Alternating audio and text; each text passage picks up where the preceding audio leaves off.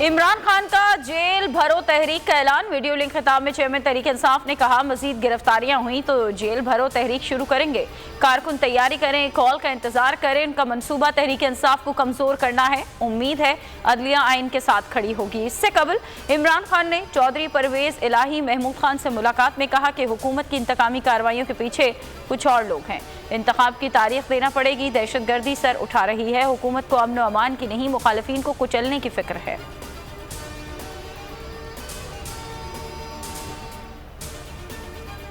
Jail भरो तहरीक का आगाज वो शख्स कर रहा है जिसने सारी ऑपोजिशन को जेल में डाला।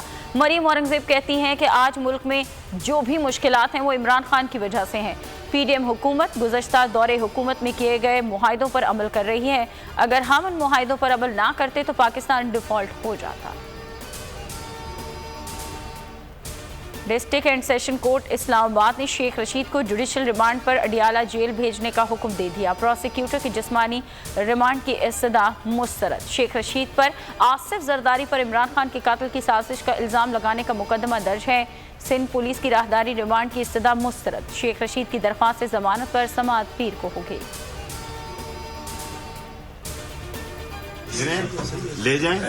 अगर मैं रास्ते में मारा गया तो आसिफ जरदारी, बिलावल, मोहसन नकवी और राना सनाउल्लाह, शहबाज शरीफ, 5 मेरे मुजरिम हैं। मैं नहीं छोड़ूंगा और इन पर मुकदमा किया। डिस्ट्रिक्ट एंड सेशन कोर्ट में शेख रशीद की पेशी पर शदीद धक्कम पे। शेख रशीद गिरते गिरते बचे।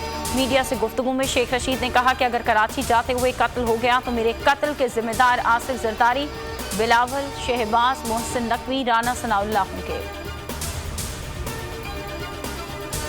हुकूमत ने एपीसी में शिरकत की दावत देनी है तो इमरान खान को लिख कर दावत दें।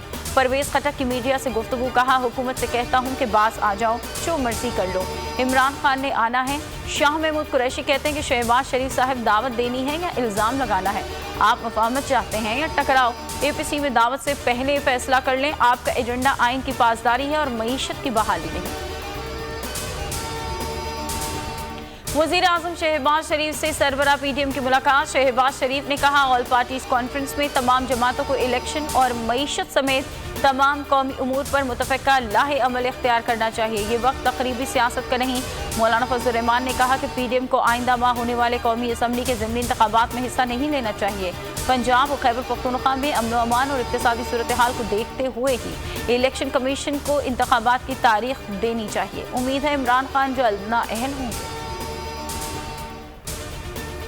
नाच न जाने आंगन टेढ़ा। वजीर खजाना ने अपनी बुरी कारकर्दगी का नज़ला पिछली हुकूमत पर गिरा दिया।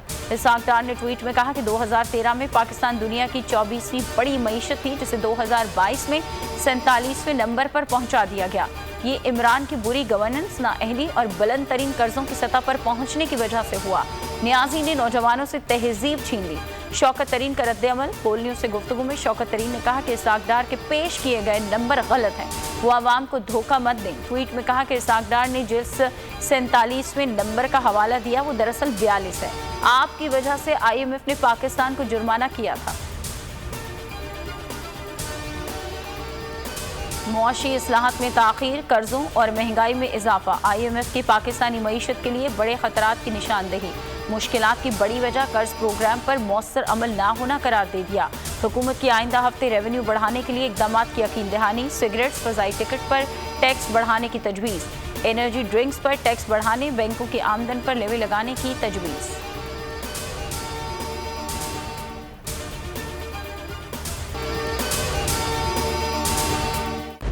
खूने नाहक बहुत पी चुकी ये जमीन, अब कोई दिन में ये खून उगलने को है।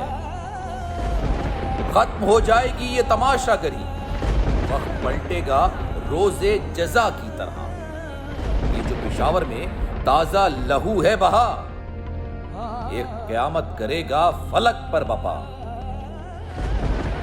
गम की सलमनाक घड़ी में बोल सानिया पेशावर में शहीद होने वालों के लवाहिकीन के साथ है। सब्सक्राइब करें और बेल दबाएं ताकि कोई खबर रह न जाए।